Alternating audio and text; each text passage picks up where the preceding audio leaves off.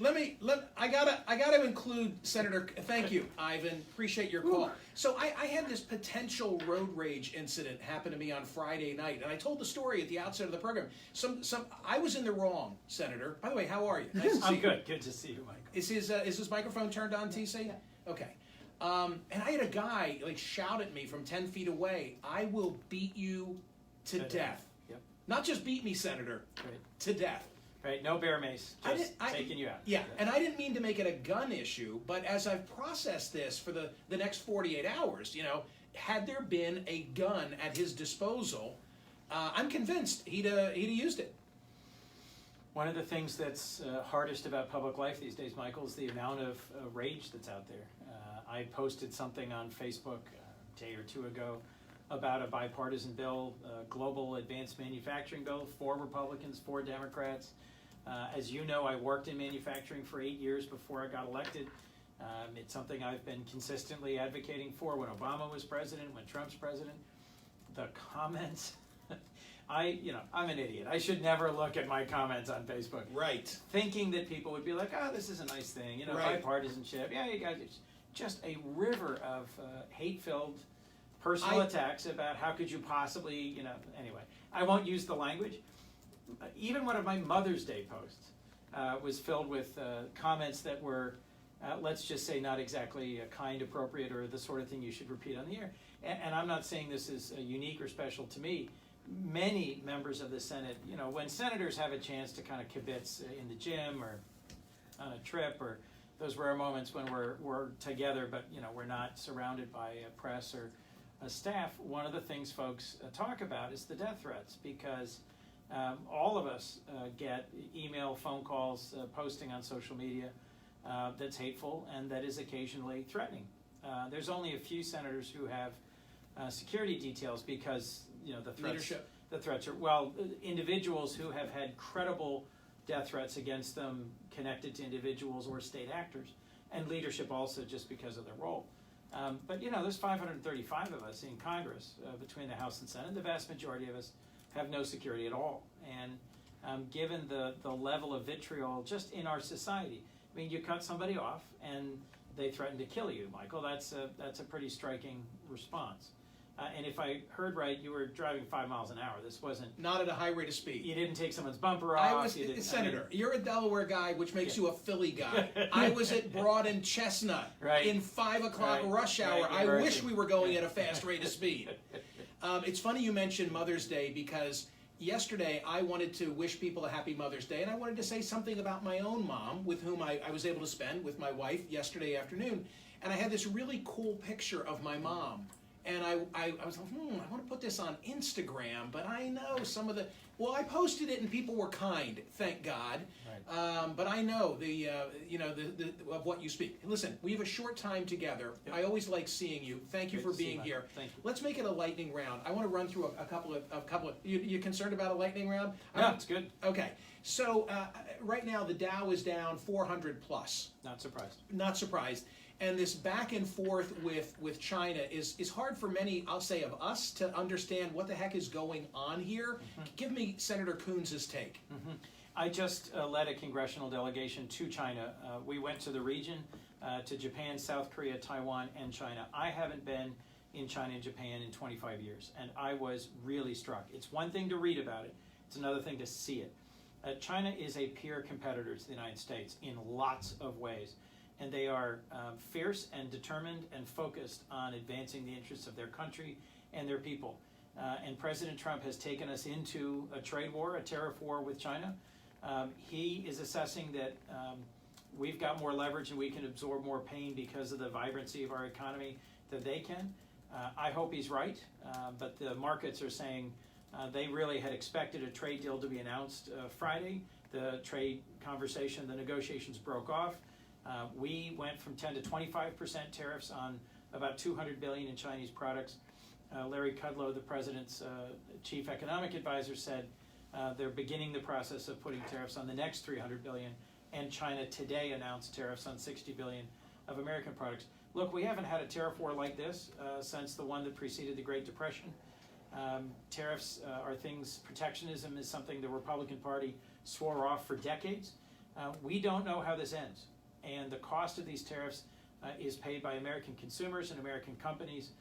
We are in a very tough, very serious trade war with China, and this can impose real costs in the global market. That's why the Dow's down. Is he deserving of some credit for? Yes.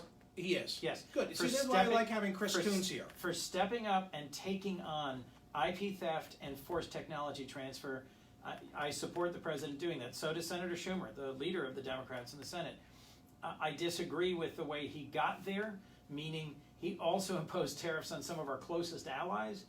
I think we would be better off if we were doing one thing together, all of our allies focused on challenging China, but he is challenging China in a more forceful, more persistent, more direct way than any president in my lifetime.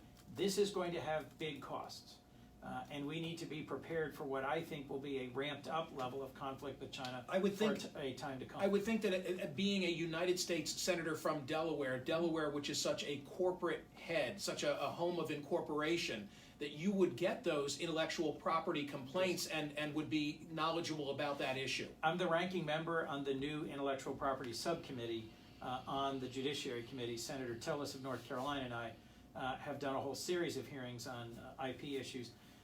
Our manufacturers in particular, but our high-tech sector has had just huge amounts of our inventions and innovations stolen over the last decades now, 20, 30 years by China. My hope is that now that China is itself a country that is inventing and innovating at a rate almost comparable to the United States, they filed as many patents last year as we did, that their interests have changed and they may now be willing to join the world system and to be held accountable for their IP actions. But that's a big if. That would be a big change in China's mercantilist innovation policy over the last 3 decades. A very brief intermission, and then we'll come back with United States Senator Chris Coons. Sure, that wasn't exactly lightning. We're still live on Facebook. Don't say anything dirty. Keep it live on Facebook? Keep it live on Facebook. All right, of course. fine. Hey, did you see the end of the Sixers game last night? Excruciating. You know, Can I tell you my story? Please. So I needed to go from one television in the house to another for reasons I will not bore you. Tell Facebook too. Oh yes, Facebook. And so I thought You did not miss the last I shot. missed. Oh, you did not. And because here's what happened. Wow. Have you ever had this experience? I get to the other TV and I'm like, what channel What is it on? happened? What channel is it on? Right. And by the time I got to the right channel, Ding, and ding, Senator, ding, I am ding. saying into the remote Sixers, 76ers. Sixers. Basketball, NBA, and by the time I got to the chapter, Boom. it was over. And I'm watching a jumping up, replay. down and screaming. Yeah. Oh, no, what that was a shot. That was excruciating. Are you He had an Are you amazing into the game. Sixers the way I know you are the Eagles? I follow them, but not in great detail. Right. I mean, I only watched a few of the games, and frankly, you know, this was an excruciating end to the game. The Sixers battled their way back really impressively. This is going to be a really tough offseason. It'll be interesting to see who we lose. But you know, look, that was an incredibly close game. That's the kind of game that makes people fans, that makes them want to watch. But then with the last shot, makes them go, ah. I will say that my wife and my son, who were like edge of their seats, were in a terrible mood afterwards. Yeah, a crushing end to Mother's Day in the Philly area. It was tough. And we've got the Phillies to look forward to, hopefully the Eagles, but 1 minute. This was a very tough end to a very tough round with the Raptors. Do you go to a number of Phillies games? I try to. I try to take in a couple of games, you know, each sport each season.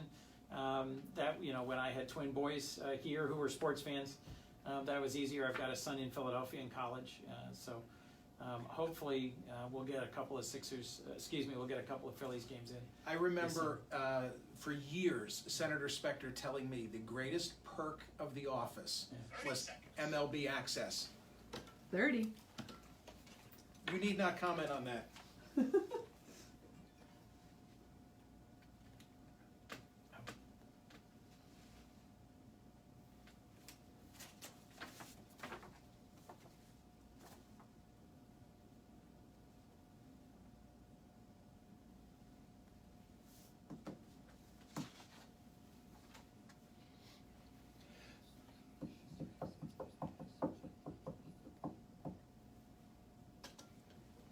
Okay, Senator Coons is in studio with me. I can check China off the list. Now I want to talk about Vice President Biden. I'm convinced, I said this on CNN this morning, that Rudy Giuliani was never going to the Ukraine, at least not for the purpose of looking for dirt on Joe Biden, that all he was seeking to do was interject this issue, put it into play so that there'd be conversation, and then sit back and let it be discussed. You're already on board with the former Veep. Obviously, the seat you hold is the seat that Ted Kaufman held and Joe Biden held before him. That's right. Speak to two things, the Biden candidacy thus far and this Ukraine issue. Joe's done really well after his announcement. I am really excited about next Saturday's rally In Philly. Here in Philadelphia. Doors open at 11. The Vice President will speak. The former Vice President will speak at 1.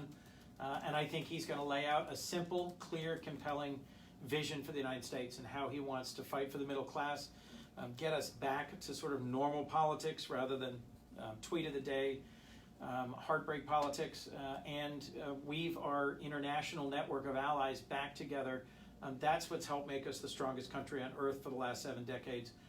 And I think he's got a vision for how to fight for us at home and overseas that I'm excited to support. The Ukrainian issue, is there any there? Look, this has been thoroughly and well researched. The thing you're referring to is allegations that while Joe was the vice president, one of his sons, Hunter, was also involved in Ukraine. That's something that, I don't think there is any substance to this. And I think that's an interesting take you've got about Rudy Giuliani never intending to go to Ukraine. I actually wouldn't give him that much credit. He said publicly, I think it's completely appropriate for me to go to Ukraine, meet with the new president, urge him to reopen a long-closed investigation into into a Ukrainian natural gas company that one of the vice president's sons had an interest in before. Look, I think this will get turned over and turned over and turned over. I hope that they do not turn this into an issue like Hillary's emails that gets investigated. But we've seen this show before.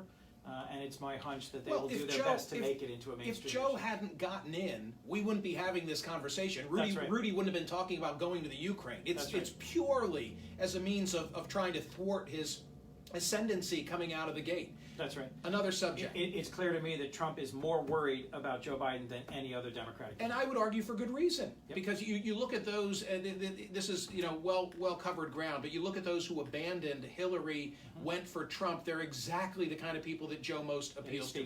Let me talk about Iran. From my perspective, lacking your knowledge and information on this subject, I say to myself, wait a minute. We had them on ice for 10 years. I think the objective of Secretary Kerry and President Obama was to give them the opportunity to come into the world community. Right.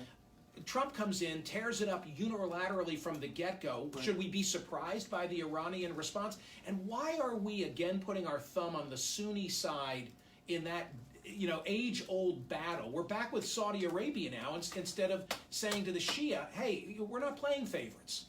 Look, if there hadn't been the brutal murder of Khashoggi in the Saudi consulate in Turkey, we would be so completely all in on the Saudi side right now, it'd be breathtaking. Right. As it is, that was a speed bump on the way towards Jared Kushner's plan for peace in the Middle East, which involves the Saudis, which I am hypothesizing, based on press reports, would involve the Saudis. I did not get either a classified briefing on the Iranian threat that has been most recently cited to justify our sending a battle carrier group into the Persian Gulf, nor, although I have met with Jared twice, Jared Kushner, the president's son-in-law, about his peace plan, he has not released details.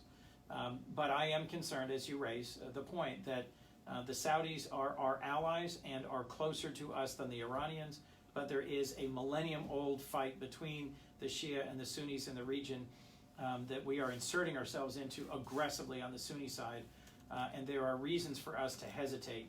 MBS has done a number of things in the region. The murder of Khashoggi is not the least of them, but our being entwined with the Saudis and their conduct in the war in Yemen, the challenge they've issued to Qatar, the ways in which they've interfered and the folks they have chosen to support in Syria and elsewhere should give us real pause. I am very concerned about Israel's security and about the projection of force by Iran into southwestern Syria. It is a mess.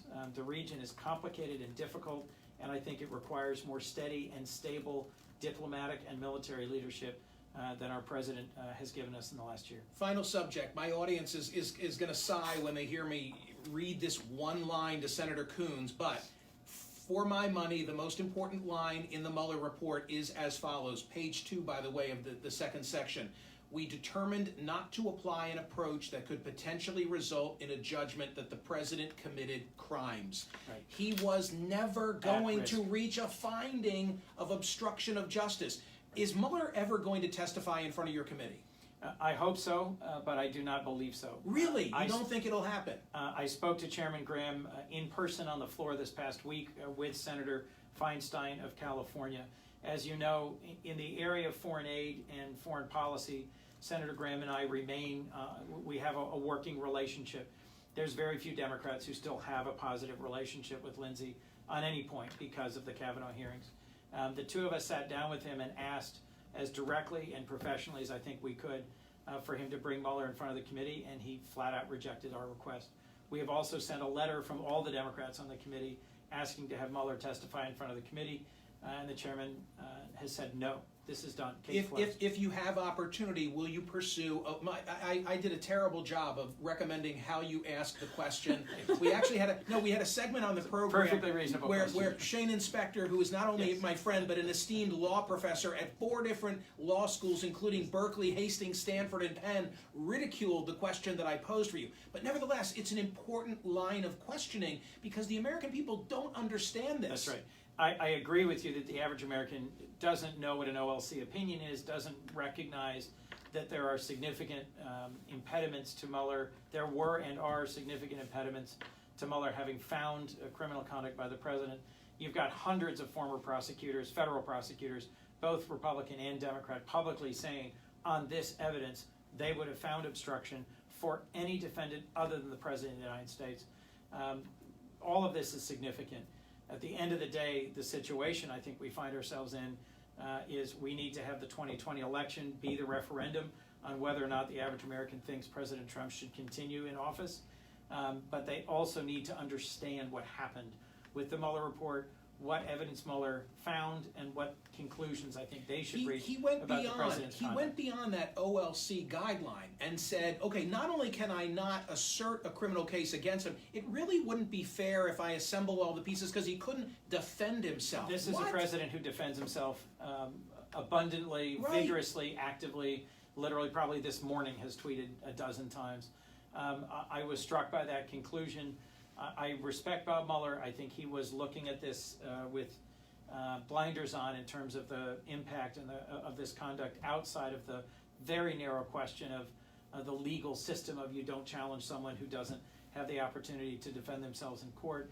This is a unique investigation because it's an investigation of presidential conduct. The referral to Congress needed to be clearer, cleaner, more open, and more no doubt direct. And I think this end result is very disappointing in terms of the role of Congress and accountability and oversight. Nice to see you. Thank you for coming by. Come back, will you, for an extended time period next time. United States Senator Chris Coons. I'm back in just a moment. You want to say bye to Facebook Live? So long, Goodbye, Facebook. Facebook Live. Say bye.